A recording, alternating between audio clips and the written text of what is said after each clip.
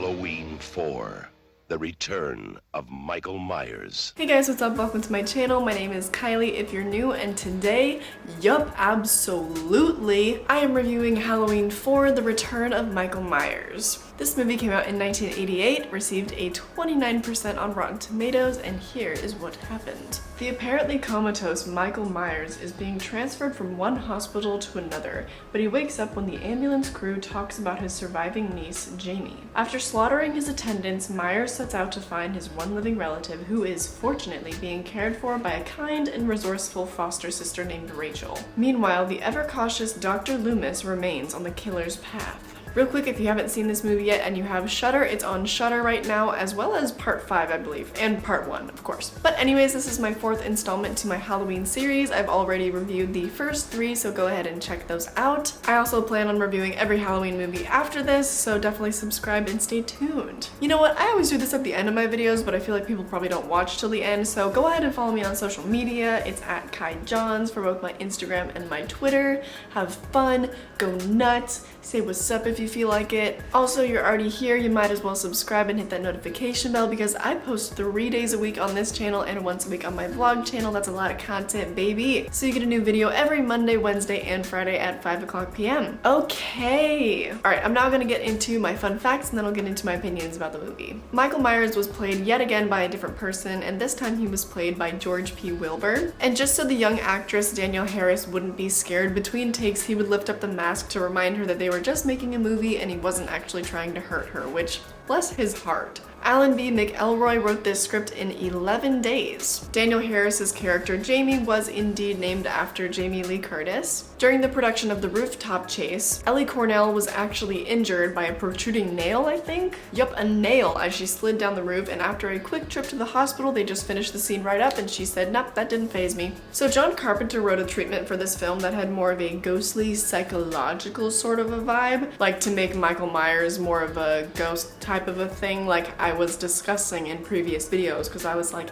is he a real human? And then came to the conclusion that he was, but then this kind of like confirmed it a bit. But his idea kind of concerned the whole town of Haddonfield and its effects on the citizens, but then the production company was like, nah, we're more into the typical slasher stuff, sorry John Carpenter. And then at that point, John Carpenter was like, all right, bet. Bye. So this was the first film in the series to have no participation from John Carpenter. On that note, this film is not considered canon. So basically, this movie along with Halloween 5 and 6 are not considered part of the story whatsoever in consideration to Halloween H2O, nor is it considered canon for the 2018 sequel either, so this movie kind of just doesn't exist. A scene was actually filmed to bridge the gap between Halloween 2 and this movie, and it was a scene of Dr. Loomis getting help from paramedics and then other firefighters putting out Michael Myers, and he was like, no, let him burn, let him burn. But they doused his body regardless, and then that sort of connected the stories. But that did not make the final cut of the movie, which I question because that makes so much sense. But whatever, I guess it's implied, so it's fine. Spoilers ahead. Spoilers indeed ahead.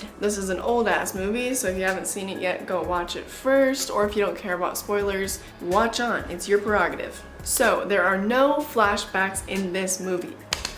They let their audience know the exposition through one of the security guards' dialogue as he takes these 2 doctors down to Michael Myers' body. He's like, yeah, this guy killed maybe 16 people on Halloween night, blah, blah, blah, rather than doing a flashback, and that's perfect. It took like less than 30 seconds. It's a great way to do exposition without having to use like a 4-minute flashback at Friday the 13th. It was also really refreshing to hear the theme song in this movie after watching part 3, because if you saw my review of part 3, never mind. I really like this version of the theme song. To me, it felt a little bit more like a thriller kind of a vibe, but I'll play you a clip of it if you don't remember.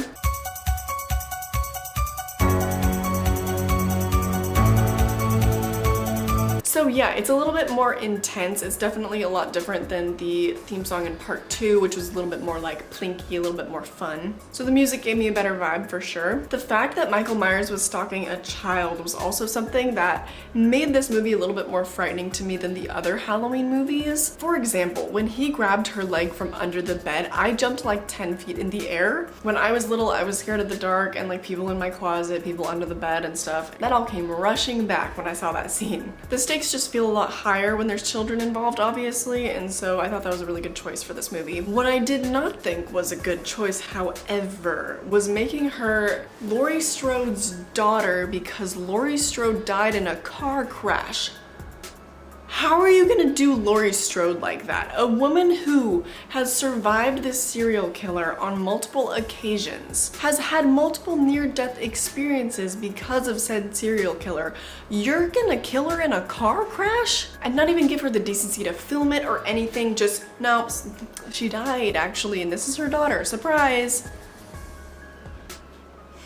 Whatever. Because at this point, you're working on the 4th movie of the series. Yes, they were aware of that, so I'm confused as to whether or not they thought that this was going to be the last movie. I didn't find anything about that online, but if one of you guys know, definitely feel free to comment down below. But I feel like they knew that they were going to be more in the series. They had to have known given the success of all the Halloween movies, so it would have been so much smarter to explain why she's not in this movie as saying like, well, the PTSD of everything that happened with Michael actually required her to be sent to an institution and she wasn't fit to take care of her daughter. That makes so much more sense to me than killing her off. Like, why would you? Whatever. Sorry, I know I cut myself off sometimes and I say whatever because it's just, I already talk way too fast, and when I start to get heated about things, I'll talk even faster, and then I just don't want to lose your interest. I just get very excited about horror and I talk fast, and sorry. But going back to Jamie, this little girl played by Danielle, whatever her last name was, Danielle Harris, this little girl could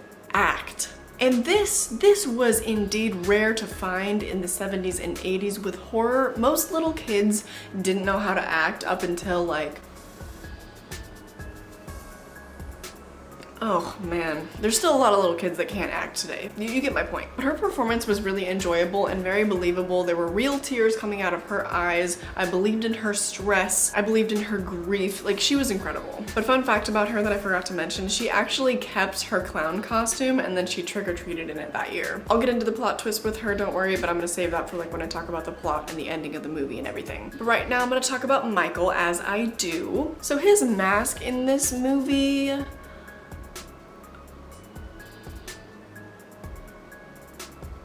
why was it like porcelain white? He looked too pristine and too smooth. He was like baby smooth. I don't want a killer to look smooth. It made me uncomfortable. I don't know. It was really weird. It wasn't my favorite mask of his. The portrayal by George P. Wilbur was fine. It wasn't anything too unique to me, honestly. So it was kind of hard to judge his Michaelness. Like, essentially there was nothing really special about it. I will say his size was definitely a plus. That was very apparent in the movie. The way he moved was fine. He wasn't awkward or anything like that, so that was definitely appreciated. Wait. Ooh! Wait. Ooh! Ooh! I want to talk about my favorite kill, but as I mentioned in my last video, that is going to be saved for my video about my top kills from the Halloween movies, so I'm not going to talk about it. But that being said, there's not really a lot to talk about with his portrayal, so I'm going to move on. So let's talk about Rachel very briefly. I thought that she was a really good older sister figure. There was one moment on the rooftop that I questioned because she was like, get on my back, and then she was struggling hardcore to get up that roof, and it's like, at that point, isn't it just making it more difficult for both of you? Like, just let her climb up the roof on her own, because she kept falling and it was just,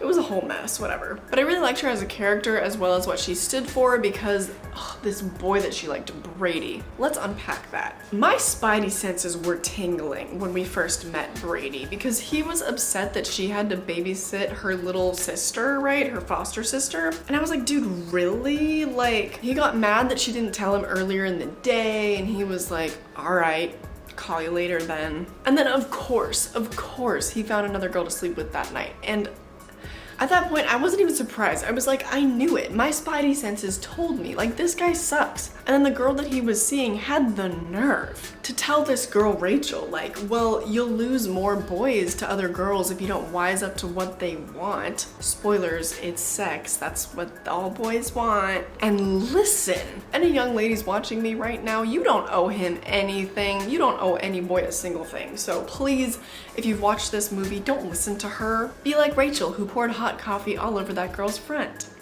Anyways, Brady and Mean Girl both died, so it doesn't matter. Speaking of the way that that Mean Girl died with the gun, I thought for a second that Michael was gonna shoot her, and I was like, no, like that would have been so out of character for Michael, but then of course he like rams it through her body and nails her to the door, so it was fine.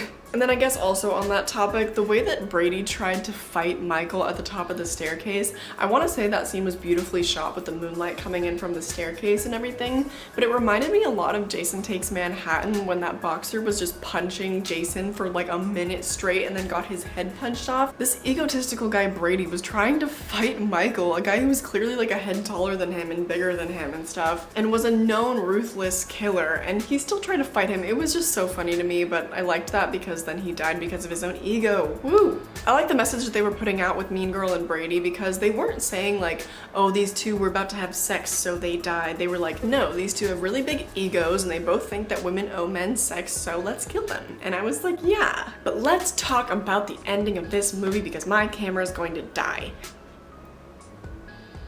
Jamie did what? Dude, did I see that coming? Did I, Kylie Roseanne, see that coming? No. Do I understand the choice? Yes, yes I do. Because they think that they've killed off Michael for good. Although they learned from part 3 that if they killed off Michael and got rid of Michael, that's not what the fans wanted. However, they still killed him in this movie and then tried to play it off like, well, the new serial killer is gonna be this little girl, Jamie. Which, what? Trauma does insane things to people. It doesn't do that to people, and so I was kind of upset that they did this little girl like that. And I totally understand why this movie is not canon, because what a mess. If this was a standalone movie, I think that ending is awesome. It's like cliffhanger, it's like, dude, what? Are you kidding me? Plot twist. But in terms of this series, just a horrible choice. Whatever. No, not whatever. They knew that people liked Michael, so I don't know why they thought that they would like kill him off again and then have this new little girl murderer. It doesn't make... But to conclude, my positive thoughts were this was definitely better than Halloween 3 in my opinion. I didn't really talk about Dr. Loomis because he always just does the same thing in every movie. I don't care. They had a really good final girl, well, 2 final girls until that happened. I love Rachel though, good final girl. The ending of Michael was kind of weird and anticlimactic. Like it was climactic, but then with all the gunshot sounds, they added a bunch of really honky sound effects, and I don't know why that kind of took me out of the moment a little bit. But otherwise a decent ending for Michael. I know he's gonna come back, but in terms of this movie, I thought it was a decent ending. But overall, I did like this movie. I don't have a comment shout out this week because I am pre-filming, but definitely comment down below and let me know your thoughts, and then hopefully next week I will do another comment shout out. But I think that I'm gonna wrap it up here. Definitely check out the petitions and the GoFundMes linked down below. I hope that you enjoyed this video and that I catch you in the next one. Bye!